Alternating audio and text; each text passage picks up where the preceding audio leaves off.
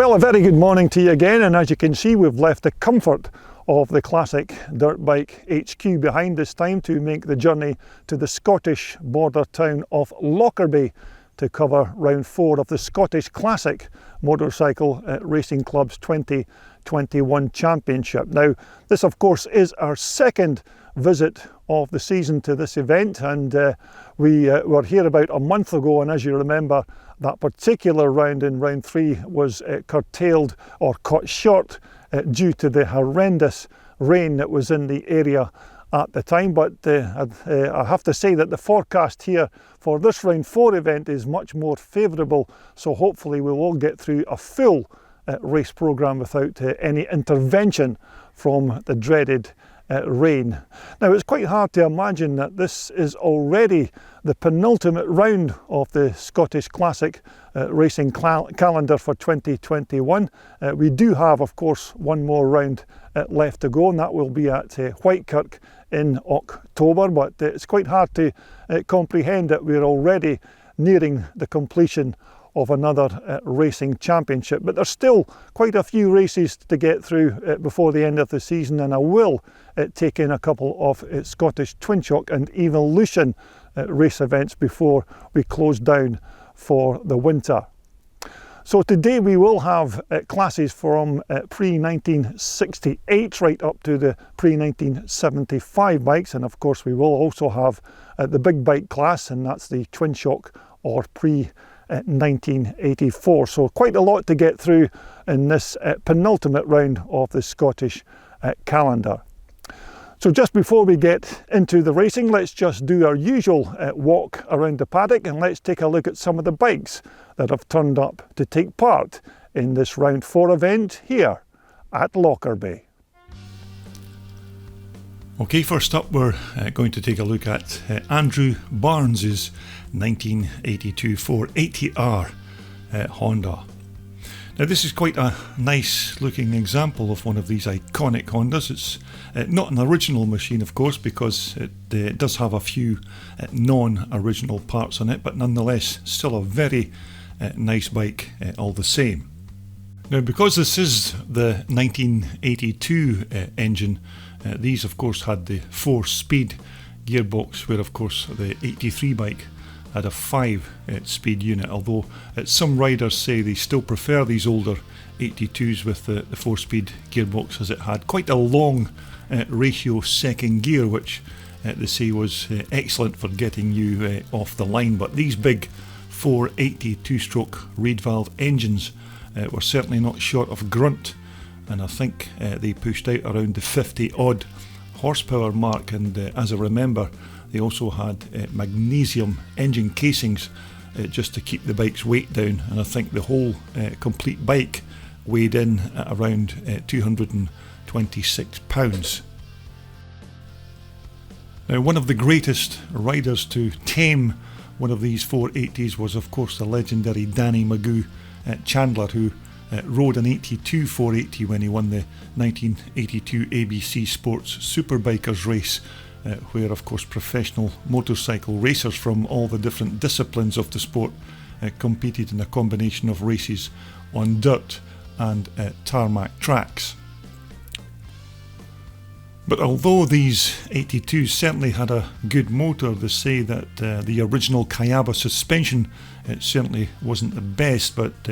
as you know, Honda then got all of their calculations absolutely spot on when they launched one of their best ever motocross bikes, the 1983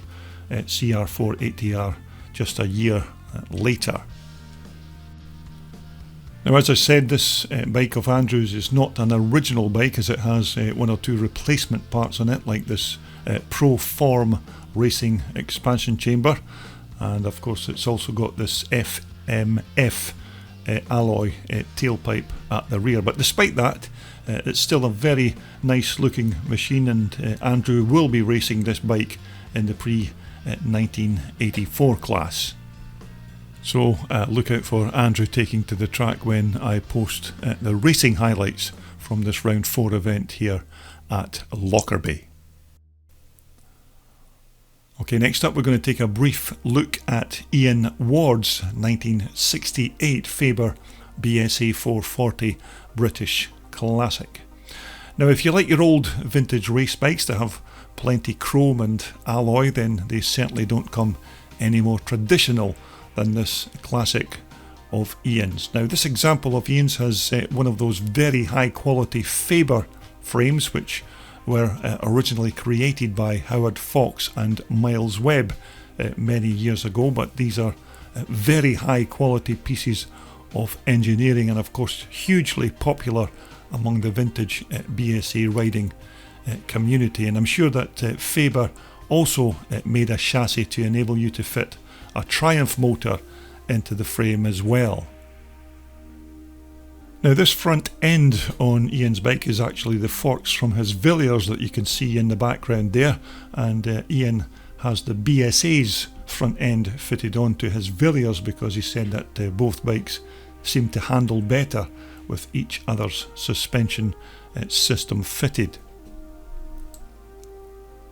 Now the engine of course is the well proven 1968 BSA 440 4-stroke power plant with a 4-speed gearbox and of course a dry sump, because these bikes did carry their engine oil in the bike's frame, which I think held around 3 litres of oil, which was then pumped around the motor and then back into the frame. And as I remember, these alloy tanks held just under 2 gallons of race fuel. Although these old BSAs were basically your staple diet for pre-1965 and 1968 riders, and there's plenty of these old BSAs around when you visit Vintage Scrambles events, although back in the early 1960s the scrambling stars like Jeff Smith were of course winning countless races on these bikes when they could be seen live on TV taking part in those muddy winter grandstand races that were broadcast on TV at that time. But they were certainly very good motors and reasonably reliable. Now the rear brake backplate on Ian's bike is one of the rarer magnesium parts. Now this again was of course to try and keep the overall weight of the bike down to a reasonable level, because I think this was before the days of modern plastics, and building motorcycles with good old-fashioned steel and alloy was still seen to be the state of the art for its time. And this is just one of 2 bikes that Ian races with the Scottish Classic Club. He races this BSA and of course his old Villiers as well. But it's certainly a lovely British classic, this Faber BSA of Ian's, and it's still good to see these old school scramblers taking to the track once again, even if it is just to bring back some memories of those older nostalgic times of the 1960s. Okay, next up we're going to check out Mike Dobby's 1978 440 Myco. Now this again is not an original bike from that year, and Mike was telling me that he bought this bike from the previous owner who had restored it, but not to its original specification, you understand, as it still has a different swing arm to the original 78 bike. But Mike said that he wasn't too bothered that it wasn't an authentic example from that year, because he didn't buy it as a show bike, because he wanted it purely as a race bike to use as a second machine to his other 1970s Honda Red Rocket. Now these Myco 440 motors are certainly a sweet little power plant, and I also had this very same engine in my old 1980 440 Myco back in the day. Now these piston port 2-strokers are not as violent as its bigger brother, the mighty 490, but I always found them to be reasonably powerful with a nice wide spread of usable power. Now, as you know, these 78 Mycos and of course the 79 bikes still had these quite nice alloy fuel tanks, and it would be 1980 before Michael would then make the switch to using plastic fuel tanks on their race bikes. But these 78 models certainly had a very good chassis, which was almost identical in geometry to the 79 bike, and in terms of their handling, these were still pretty sharp if you needed to make a tight turn. But again, the forks could be adjusted by adding or removing air through these Schrader valves that were fitted on top of each of the fork legs. But for me personally, these older Michaels with this alloy type fuel tank are certainly the nicer looking bikes than the newer 1980s models with those plastic fuel tanks. But one of the main reasons that Mike bought this older 78 bike was that it had a much lower seat height than some of his other race bikes, and this bike enabled him to put his both feet on the ground when he was sitting astride the bike. So I can certainly relate to Mike's particular dilemma, because that's never really been a problem for me in the past, standing at 6 foot 4 inches tall. Okay, the next one of our bikes from the paddock is Philip Whittam's very nice looking Spanish twin-shocked Bultaco. Now, I'm not sure if this is maybe a Mark 8 or whatever, but I think it could be certainly a 360cc bike. And again, these old Bultacos were certainly a familiar sight around the motocross racing paddocks of Europe in the great days of the 1970s, when of course Europe ruled the motocross racetracks just before we saw the Japanese invasion of machines like the Honda Elsinores and the Honda Red Rockets. But this is still another fine example of one of these Bultacos with their fiberglass fuel tanks and mudguards and side panels, although the chances are that Philip's bike here is fitted with a set of modern plastic replacements. Now, I'm sure you already know it was the late, great American legend Jim Pomeroy who put the European Bultaco factory on the world motocross map when he rode a Bultaco as a privateer in 1972 and won his first competitive race in the AMA 250 and 500cc Nationals and Trans AMA events in that year, finishing 5th overall in that championship.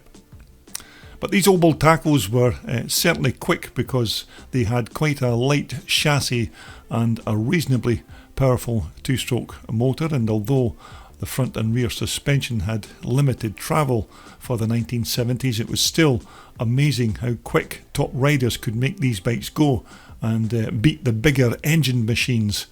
on the racetrack.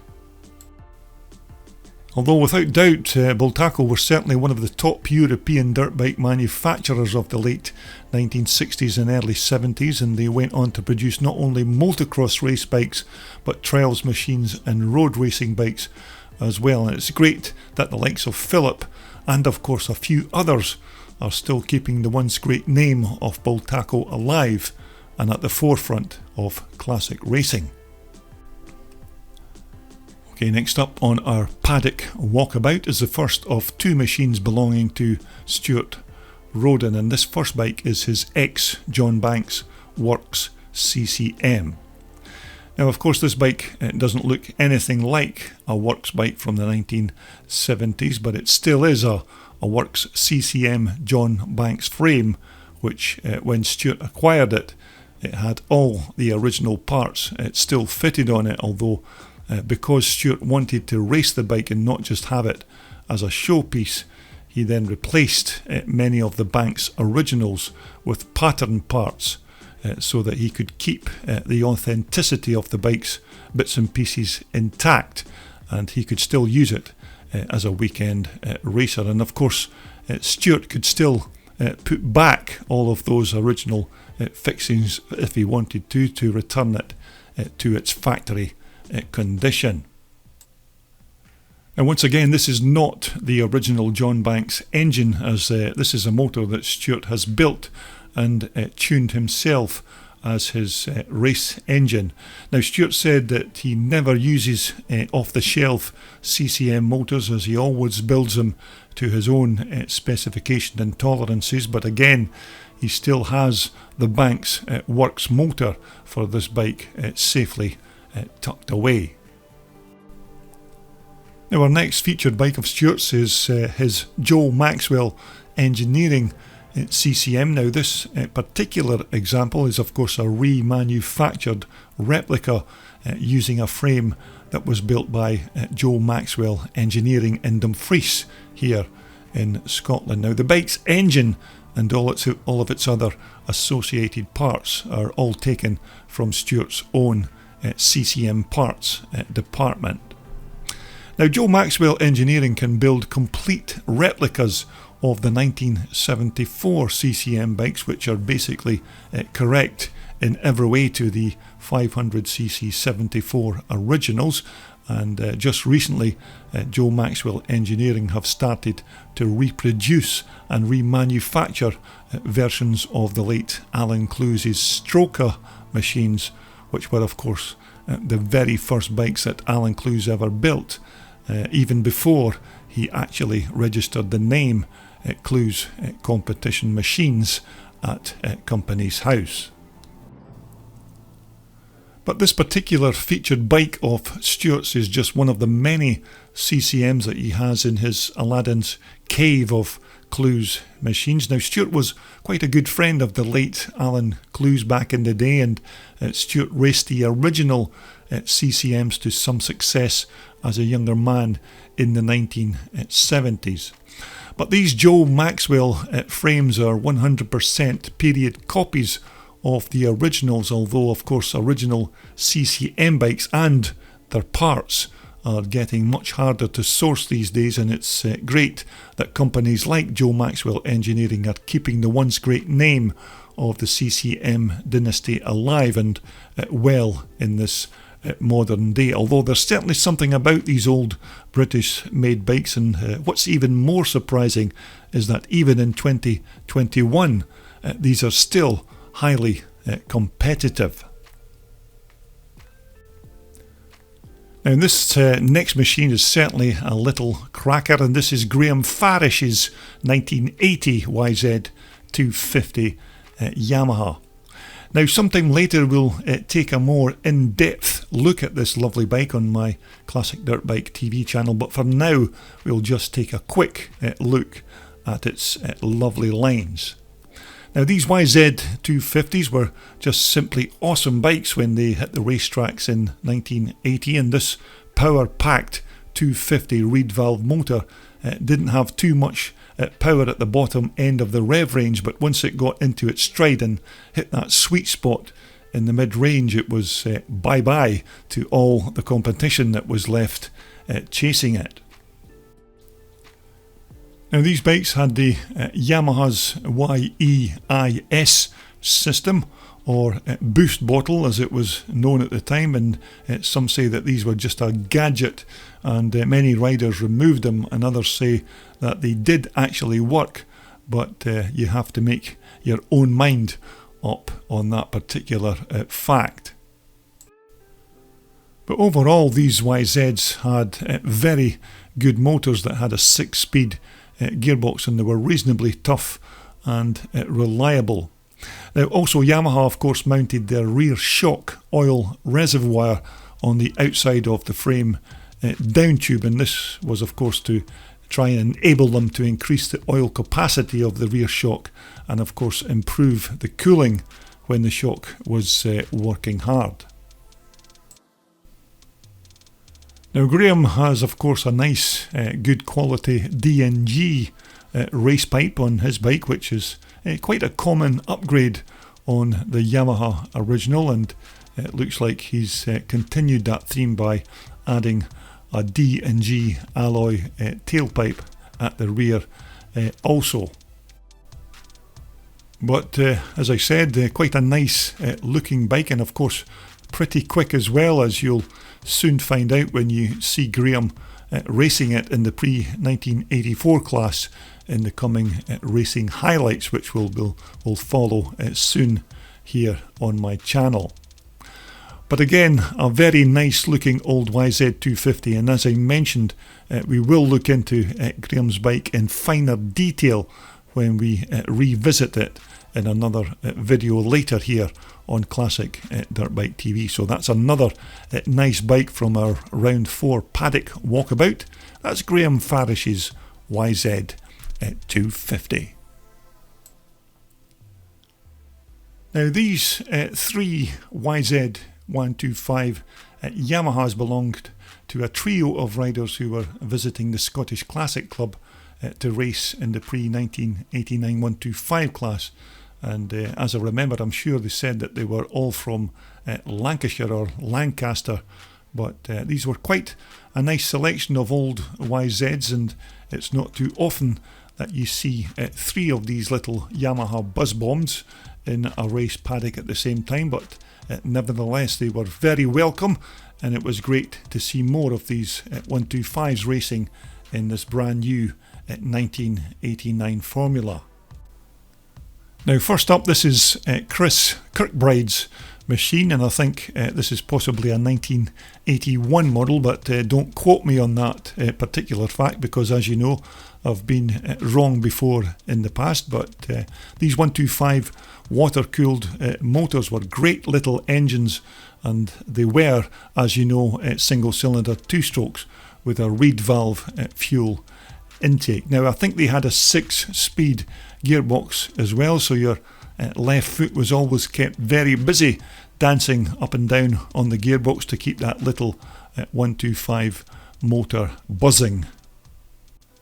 Now hopefully that rubber band is not part of the little Yamaha's propulsion system, although it's more than likely just to keep the kickstarter hooked into the motor when it's not being used. But if you were a young rider in 1981, then one of these little YZ125s was certainly the bike to have if you wanted to be Johnny Holeshot into the first corner. But it's still a very nice and rare little bike all the same.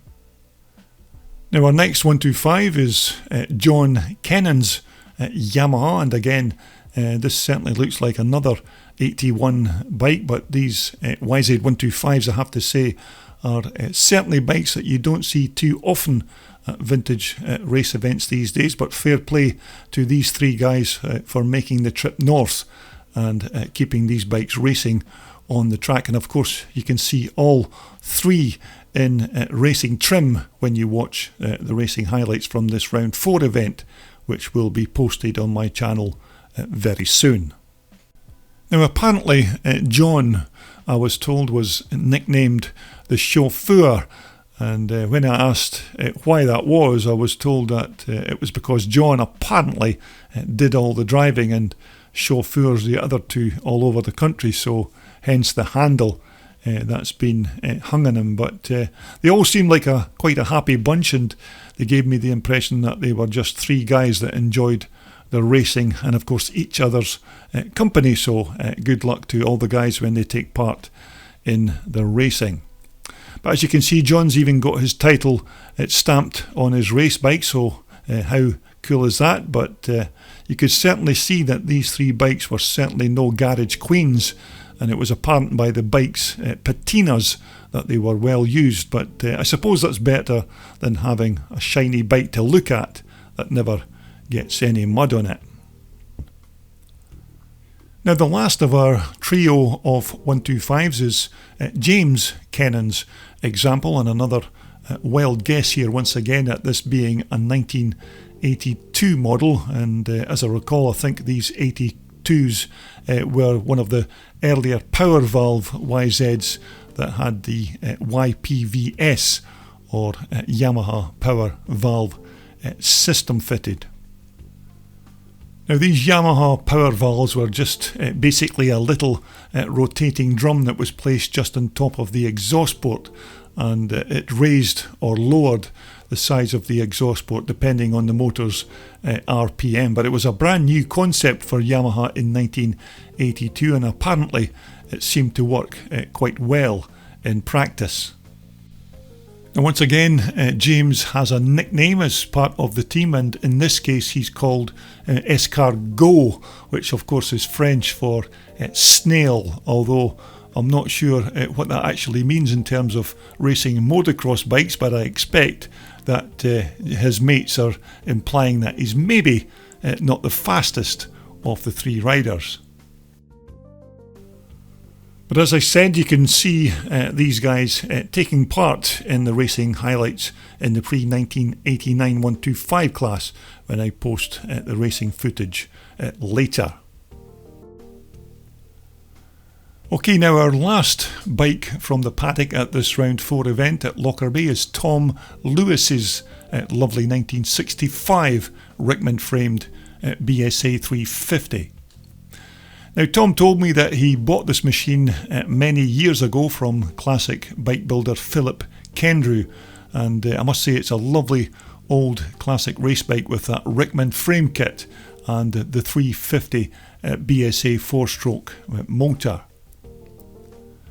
Now it's probably fair to say that Tom hasn't done a lot of racing with this bike since he bought it, but he still occasionally gets the chance to give it a run out from time to time. But he did tell me that he's considering selling it on, as he doesn't get the chance to use it as often as he'd like due to family commitments and other distractions. But it's still a very nice example of one of these old school Rickman scramblers. Now I'm sure that you already know that these frames were built and designed by the famous Rickman brothers of Don and Derek way back in the 1960s, and they produced these Rickman frame kits complete with their swing arm tank side panels and seat, and then of course all you did was just slot in the motor of your choice and then added your own front and rear suspension and you were almost good to go. But they did produce frame kits for a multitude of other off-road bikes, and at one time they made chassis for Rickman road bikes as well. But if you were to visit a classic or vintage scramble event anywhere in the country, you'll always find plenty of variations of these Rickman bikes, as they're still as popular here in 2021 as they were in the 1960s, and this bike of Tom's is certainly a fine example of the two Rickman brothers' skills when they designed these superb frames all those years ago. And as pre-1968 classic racing goes, these Rickman bikes are still hugely popular and a great choice of machine if you want to try your hand at vintage motocross. So there you have it. I hope you enjoyed having a look at some of those very nice bikes from the paddock at this round 4 event here at Lockerbie. And don't forget, you can see all of those machines in action on the track in their own individual racing classes if you just continue to look at the racing footage from my classic dirt bike TV channel. And of course, if these are the kind of bikes that you like to look at here on YouTube, then maybe you should maybe consider subscribing to my channel. That way you will not miss out on any future videos that I post on my channel. So until the next time, everybody, continue to be safe and well on those old vintage race bikes until we meet up once again and talk about more vintage iron right here on your #1 classic dirt bike TV channel.